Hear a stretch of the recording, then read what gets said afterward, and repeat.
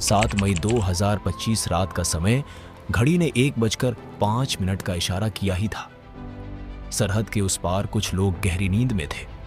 उन्हें अंदाजा भी नहीं था कि यह उनकी जिंदगी की आखिरी रात हो सकती है, क्योंकि भारत जाग रहा था। यह सिर्फ एक सैन्य तैयारी नहीं थी, यह उन औरतों की सूनी मांग का हिसाब था जिनका सिंदूर पहलगाम की वादियों में बहा दिया गया था। 22 अप्रैल 2025 जम्मू कश्मीर के पहलगाम की बेसरन घाटी, जिसे लोग मिनी स्विट्जरलैंड कहते हैं, बर्फ से ढकी चोटियां, देवदार के लंबे पेड़, परिवारों की हंसी, नई नई शादी के जोड़े, हर तरफ खुशियां थीं।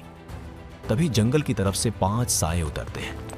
उनके हाथों में AK-47 थीं और चेहरों पर नफरत। एक युवक के सामने बंदूक तान कर पूछा गया, हिंदू हो या मुसलमान? कांपती आवाज में जवाब आया, हिंदू। और अगले ही पल गोलियां चल पड़ी। घाटी चीखों से भर गई। लेफ्टिनेंट विनय नरवाल, जिनकी शादी को सिर्फ 6 दिन हुए थे, अपनी पत्नी की आंखों के सामने गोली का शिकार हो गए। महिलाएं चिल्ला रही थीं, बच्चे रो रहे थे, लोग पेड़ों के पीछे छिप रहे थे, लेकिन आतंकियों के कदम नहीं रुके। धर्म पूछ पूछ कर 26 लोगों को मौत के घाट उतार दिया गया। वह सिर्फ एक हमला नहीं था, वह इंसानियत को ललकार था। जब इस नरसंहार की खबर पूरे देश में फैली तो हर आंख नम थी और हर दिल में गुस्सा। देश पूछ रहा था, आखिर कब तक? प्रधानमंत्री नरेंद्र मोदी ने साफ शब्दों में कहा कि दोषियों को उनकी सोच से बड़ी सजा दी जाएगी। दिल्ली के साउथ ब्लॉक में लगातार बैठकें होने लगी। सेना, खुफिया एजेंसियां, रणनीतिक विशेषज्ञ सब एक ही मिशन पर जुट गए। हर रेडियो सिग्नल, हर मूवमेंट, हर कैंप की लोकेशन ट्रैक की जा रही थी। 21 संभावित ठिकानों की पहचान हुई, जिनमें से 9 हाई वैल्यू टारगेट चुने गए। यह सिर्फ एक ऑपरेशन नहीं था, यह उन बहनों के आंसुओं का जवाब था। इसलिए मिशन का नाम रखा गया ऑपरेशन सिंदूर। देश शांत दिख रहा था, लेकिन भीतर एक तूफान तैयार हो रहा था। 6 और 7 मई की दरमियानी रात, आसमान बिल्कुल शांत था, लेकिन भारतीय लड़ाकू विमान अपने मिशन पर निकल चुके थे।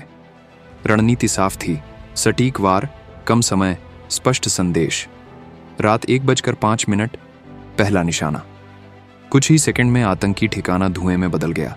इसके बाद एक के बाद एक कई ठिकानों पर सटीक हमले किए गए। 25 मिनट के भीतर आतंक के 9 अड्डे तबाह कर दिए गए। जहां कल तक साजिशें रची जाती थीं, वहां अब मलबा था। जहां नफरत पाली जाती थी, वहां अब सन्नाटा था।